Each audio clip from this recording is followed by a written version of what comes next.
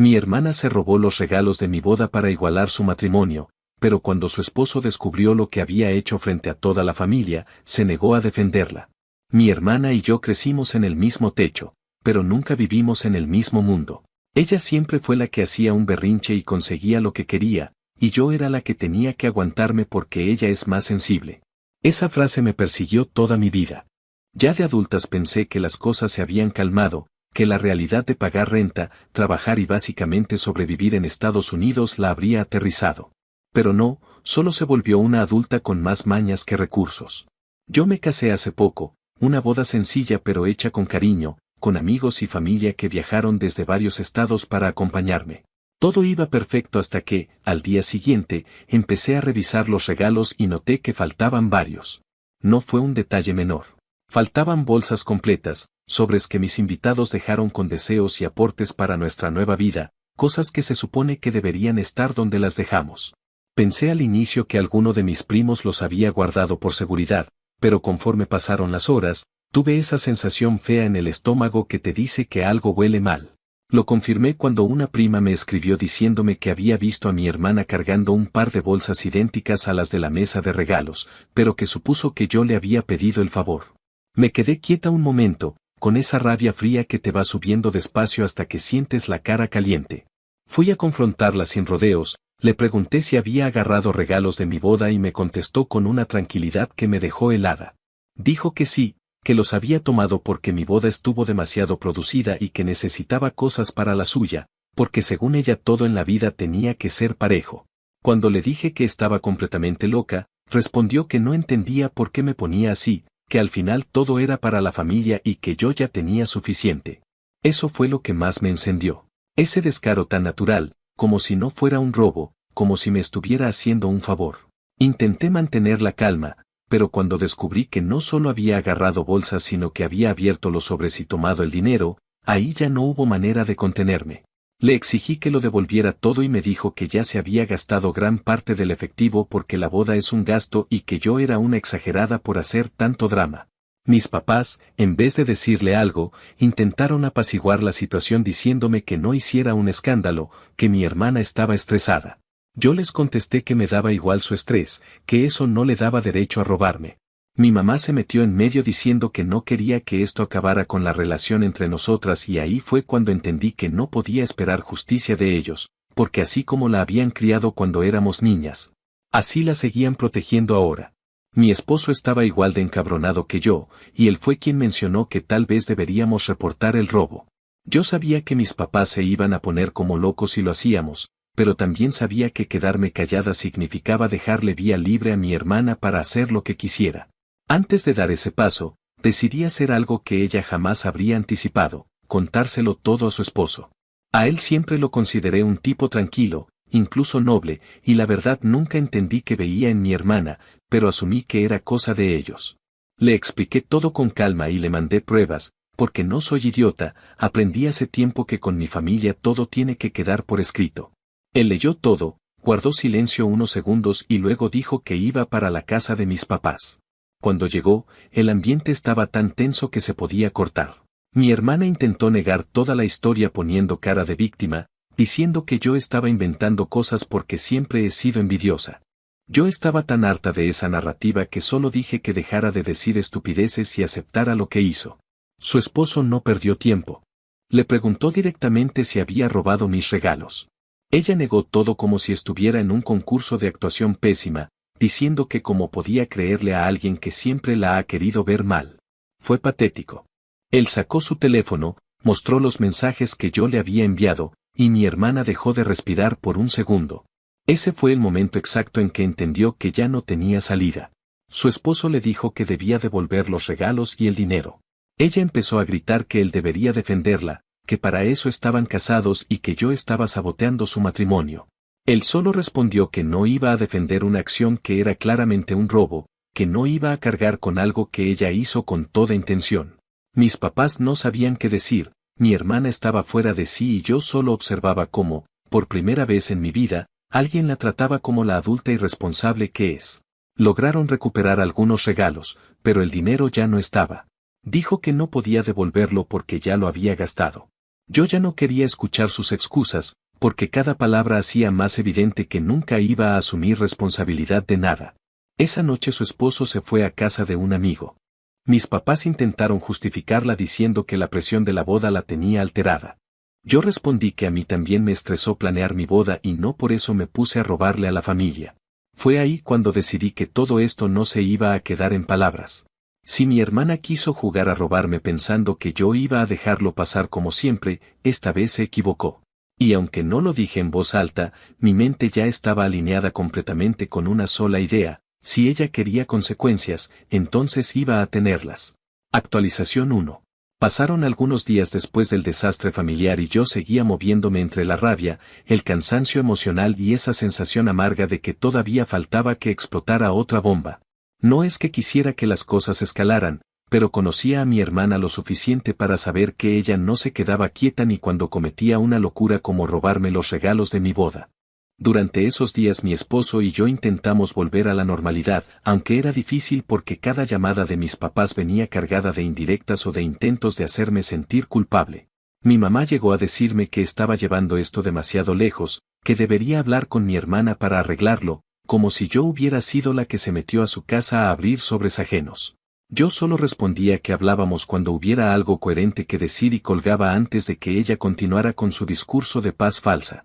Ese silencio tenso entre todos duró casi una semana hasta que, como era de esperarse, mi hermana decidió abrir la boca otra vez y ahí empezaron los verdaderos problemas. El salto en el tiempo fue suficiente para que yo me calmara un poco, pero no para que mi hermana hiciera lo mismo. Ella seguía en modo víctima, inventando versiones de la historia donde yo era una bruja manipuladora que quería arruinarle la vida.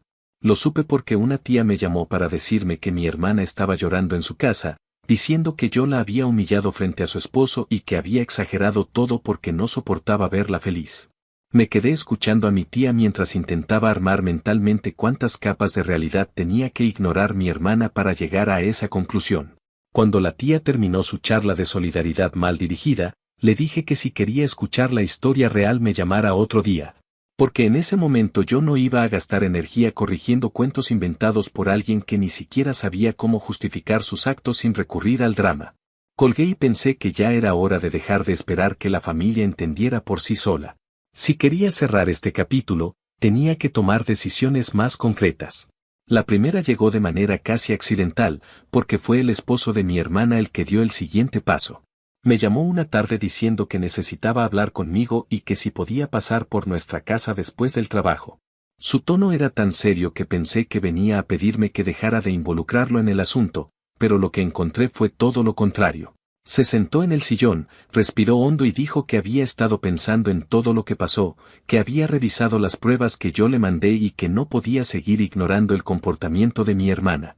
Me confesó que no era la primera vez que ella hacía un drama desproporcionado por cosas insignificantes, pero que nunca había imaginado que se atrevería a robar. Me dijo que él estaba intentando arreglar su vida, que tenía planes, deudas, responsabilidades, y que casarse con alguien que no entendía límites estaba empezando a parecerle un error. Fue extraño escuchar esas palabras porque por primera vez sentí que alguien más, fuera de mi esposo, veía con claridad lo que yo había vivido toda mi vida. Le respondí que yo no tenía ningún interés en destruir su matrimonio, pero que tampoco iba a dejar pasar lo que había ocurrido. Él asintió y, sin rodeos, me preguntó si pensaba poner una denuncia formal. Le dije que no lo sabía todavía, que si recuperaba el dinero quizá podría dejarlo morir ahí, pero que si mi hermana seguía con sus mentiras y su victimismo, me vería obligada a hacerlo por simple necesidad. Él se quedó callado un momento y luego dijo que tal vez sería lo mejor, porque algo tenía que hacerle entender. Me sorprendió escucharlo sugerir eso, no porque yo lo considerara injusto, sino porque nunca imaginé que él llegaría a ese punto. Antes de irse me pidió que, si yo decidía proceder, él quería estar al tanto, porque no tenía intención de encubrirla ni de aparecer como cómplice en algo que no había hecho. Cuando se marchó sentí un pequeño alivio dentro de toda la suciedad que rodeaba la situación. Al menos alguien estaba empezando a ver a mi hermana como el adulto irresponsable y manipulador que era, y no como la niña mimada a la que siempre había que proteger. La calma duró apenas un día. La mañana siguiente mi mamá me llamó diciendo que habían organizado una reunión en su casa para hablar del tema, que querían que fuera y que mi hermana también estaría. Mi primer impulso fue decir que no, pero pensé que quizá esta era la oportunidad para enfrentarla frente a personas que todavía no comprendían lo que había pasado. Mi esposo también opinó que no perdíamos nada en ir, así que acepté. Cuando llegamos, el ambiente estaba cargado de esa incomodidad familiar donde todos fingen que no ha pasado nada, pero nadie sabe dónde poner las manos. Mis papás estaban tensos, mi hermana estaba con los ojos hinchados, claramente llevaba rato llorando, y para mi sorpresa su esposo también llegó, aunque mantuvo una distancia prudente de ella. Yo me senté sin saludar demasiado y esperé a que alguien empezara a hablar, porque no tenía la menor intención de ser la primera en exponer algo. Mi papá intentó abrir la conversación diciendo que todo esto se había salido de control y que debíamos arreglarlo sin involucrar cosas innecesarias. Cuando dijo cosas innecesarias todos entendimos que se refería a la policía. Yo respondí que lo único que estaba fuera de control era que mi hermana hubiera decidido robarme y luego mentirle a medio mundo para quedar como víctima. Mi hermana se incorporó con esa actitud que siempre tenía cuando sentía que la estaban atacando injustamente, diciendo que yo lo estaba exagerando todo y que ella solo había tomado unas bolsas porque necesitaba cosas para empezar su hogar. Repetí con toda claridad que abrir sobres de regalo no era tomar cosas, era robar, y que si queríamos hablar de exageraciones. La exageración más grande era que ella pensara que tenía derecho a coger mis regalos solo porque se le antojó. La discusión subió de tono y mis papás intentaron mediar, pero ya era muy tarde. Su esposo la confrontó directamente diciendo que él estaba cansado de las mentiras, que había visto todo lo que yo le envié y que no podía creer que siguiera negándolo incluso frente a su propia familia. Ella respondió llorando que él debería apoyarla y que yo siempre había sentido celos de ella. Me quedé viéndola sin poder creer que aún usara ese argumento infantil. La paciencia del esposo llegó a su límite cuando ella dijo que él debía estar de su lado porque así funcionaba un matrimonio. Él respondió que un matrimonio no funcionaba defendiendo crímenes y que él no iba a respaldar algo que estaba mal por donde se le viera. Mis papás se quedaron sin palabras porque nunca lo habían visto hablar con ese tono. La máscara de mi hermana se rompió por completo en ese instante. Cuando la discusión se calmó un poco, él dijo que si ella no devolvía el dinero, yo tenía todo el derecho de denunciar. Dijo que él no iba a ponerse en medio ni a cargar con las consecuencias de algo que ella había hecho sola. Ella gritó que no tenía cómo devolver el dinero porque ya lo había gastado, que yo era cruel por no entender que estaba estresada, que todo era culpa de la boda y que yo estaba arruinándolo todo por orgullo. Me quedé callada porque no sabía qué más se podía decir cuando la otra persona estaba tan desconectada de la realidad.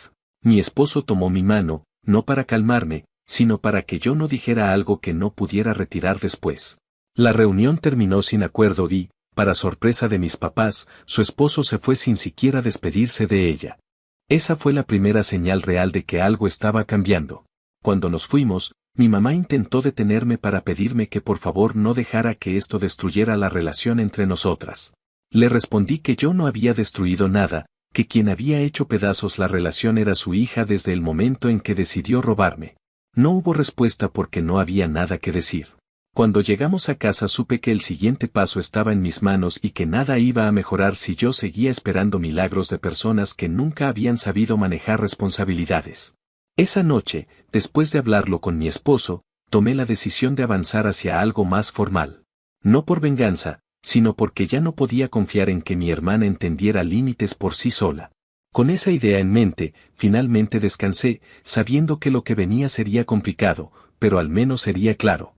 Actualización 2. Pasaron algunos días después de aquella reunión fallida en la casa de mis padres, y aunque por fuera todo parecía haberse calmado, en realidad la tensión seguía creciendo debajo de la superficie como una cuerda a punto de reventar. Mi hermana seguía sin asumir ninguna responsabilidad y, como era de esperarse, comenzó a mover los hilos a su manera para presentarse como la víctima ante cualquier familiar dispuesto a escucharla.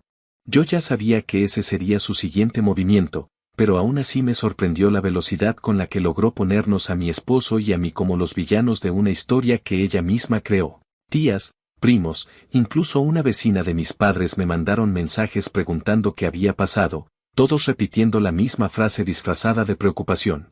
Que escucharon que yo había reaccionado de forma exagerada y que quizá debería disculparme para mantener la paz familiar. Leí cada mensaje con una mezcla de incredulidad y agotamiento, preguntándome cuántos años más iba a cargar con la reputación de la hermana mayor que debía aguantarse todo.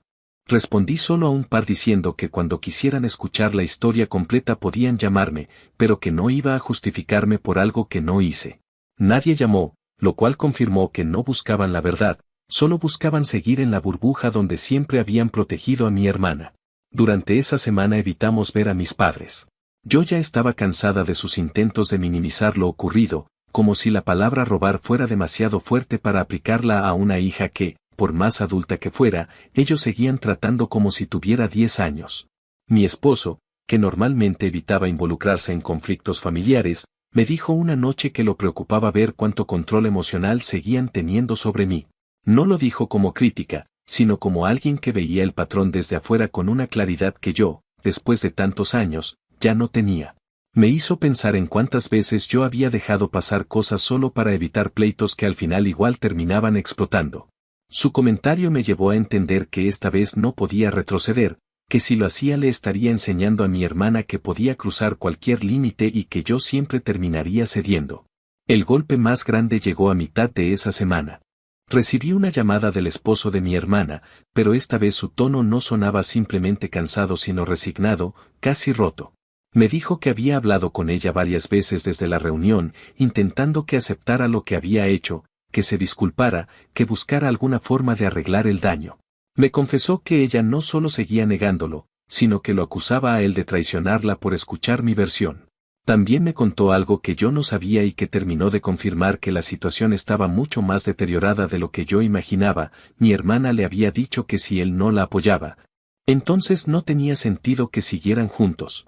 Él intentó razonarlo, pero me dijo que hablar con ella era como hablar con una pared que solo te responde si la halagas. Esa frase me golpeó porque describía a la perfección lo que yo había vivido con ella toda mi vida.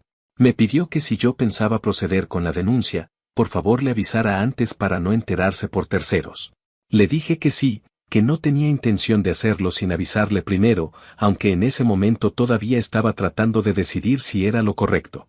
La decisión se tomó sola unos días después. Mis padres aparecieron en mi casa sin avisar, como si aún tuvieran esa autoridad que creían que jamás perderían. Mi mamá dijo que necesitaban hablar conmigo urgentemente porque la familia estaba muy alterada por cómo estaba quedando todo. Me reí sin humor, porque parecía que estaban más preocupados por el chisme familiar que por el hecho real del robo. Me dijeron que debía reconsiderar mis acciones, que mi hermana estaba muy mal emocionalmente, que había llorado todas las noches desde la reunión y que si yo la denunciaba, eso podría destruirla por completo. Les pregunté si también lloraba cuando abrió mis sobres o cuando cargó mis regalos como si fueran productos en oferta. Mi papá me pidió que no fuera cruel y que entendiera la presión de su boda.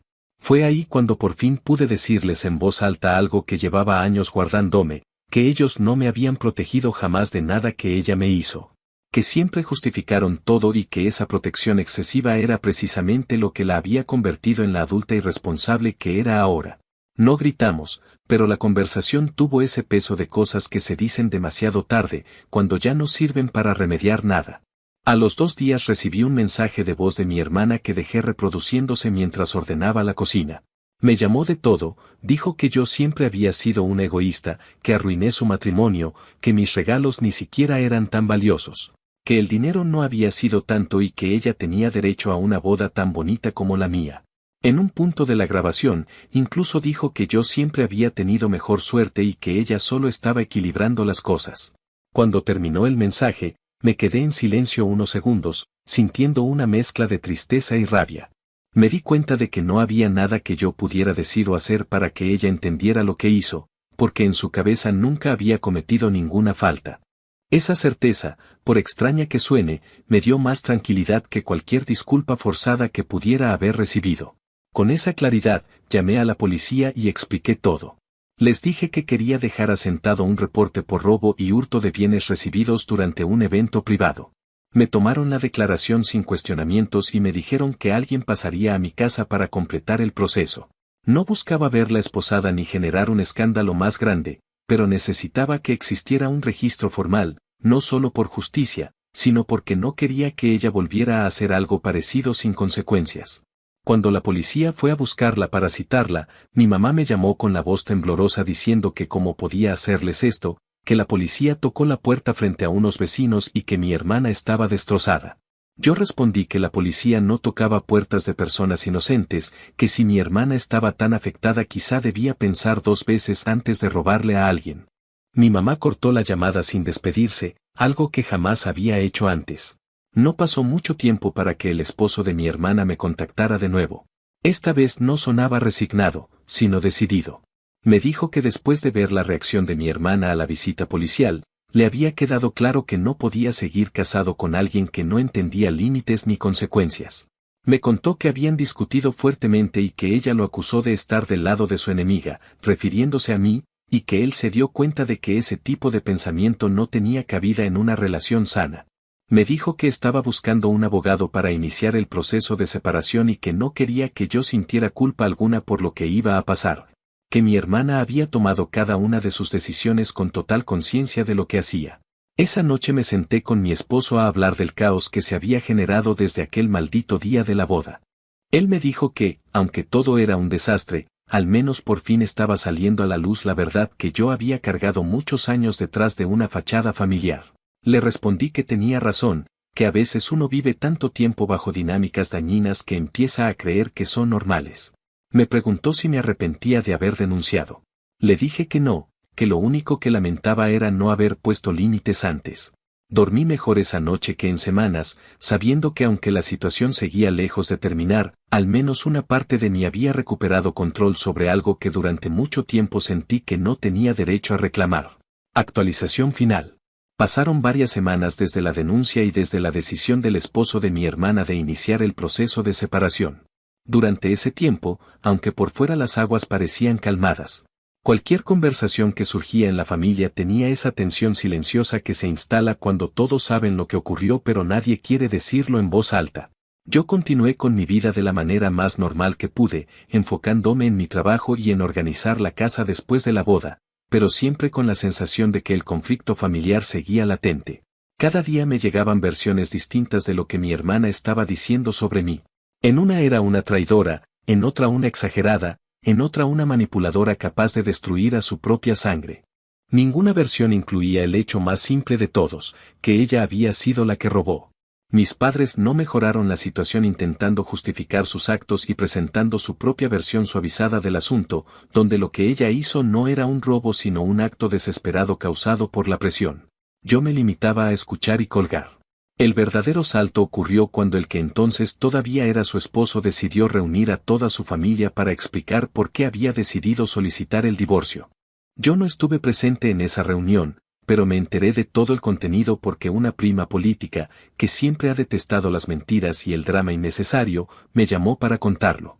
Él abrió la reunión contando que había estado soportando comportamientos de mi hermana que siempre le parecieron inmaduros, pero que la situación de la boda y el robo había sido una línea que no podía ignorar. Explicó que no podía imaginar un futuro con alguien que recurría al engaño y al drama para obtener lo que quería, y que si ella era capaz de robar a su propia hermana, entonces él nunca estaría seguro de que no hiciera algo peor con él. La parte más impactante fue cuando reprodujo un mensaje de voz donde mi hermana decía que si había tomado los regalos, que no veía el problema porque yo tenía más, y que él debería apoyarla en lugar de juzgarla. Aquello dejó a todos en silencio, según lo que me contaron, porque no era un malentendido, no era un rumor ni un chisme, era su propia confesión. Esa exposición pública destruyó cualquier posibilidad de que ella siguiera sosteniendo su historia.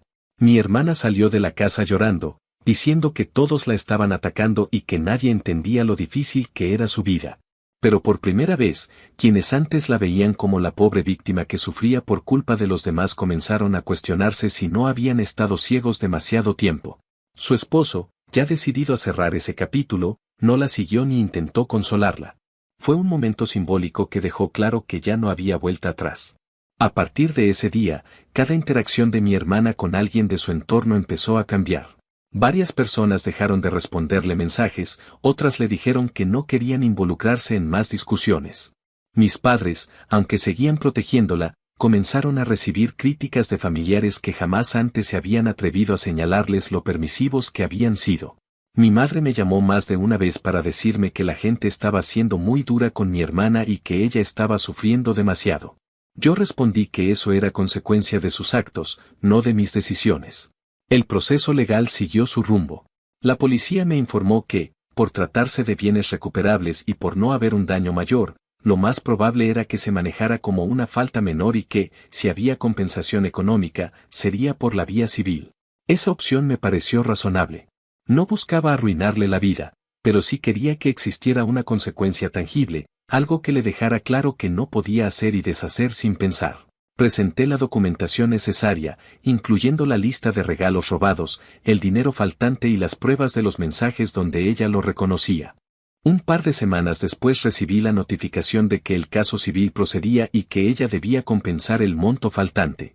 Fue extraño ver por escrito algo que para mí siempre había sido emocional, casi familiar, convertido en un proceso concreto y legal. Era la primera vez que veía un límite real sostenido por una institución y no por una conversación fallida en mi casa. Su reacción ante esto fue predecible. Me acusó de querer destruir su vida, dijo que si perdía el trabajo o no podía pagar sus gastos sería culpa mía, y que yo nunca había querido verla feliz. Yo respondí que si alguien estaba destruyendo su vida era ella misma y que yo no tenía poder sobre sus decisiones, solo sobre las mías. Sus palabras dejaron de afectarme cuando entendí que eran siempre parte del mismo guión que había usado durante toda su vida, una mezcla de victimismo y exigencia que funcionaba mientras todos la protegieran. Esta vez, sin embargo, ya no quedaba nadie dispuesto a sostener esa narrativa. Su esposo seguía firme en su decisión de separarse y su familia política había dejado claro que no querían involucrarse en más conflictos. Incluso mis padres comenzaron a guardar más silencio que antes, no porque hubieran entendido la gravedad de sus actos, sino porque no podían seguir negándolo frente a tantos testigos. Con el tiempo, la distancia entre nosotras se volvió absoluta. No hubo llamadas, mensajes ni intentos de reconciliación. Yo tampoco los busqué. Entendí que no se trataba de orgullo sino de salud mental. Volver a abrir puertas a una dinámica tan tóxica solo me arrastraría de nuevo a un ciclo que ya había durado demasiado. Mis padres continuaron intentando mediar, pero cada intento terminaba en discusiones que ya no tenían sentido. Ellos seguían atrapados en la creencia de que la familia debe mantenerse unida sin importar lo que pase, mientras que yo había aprendido, a través de años de desgaste, que la familia solo funciona cuando hay respeto y responsabilidad.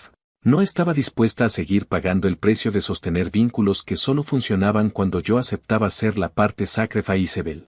La compensación económica llegó finalmente, no en un solo pago, sino en cuotas mensuales.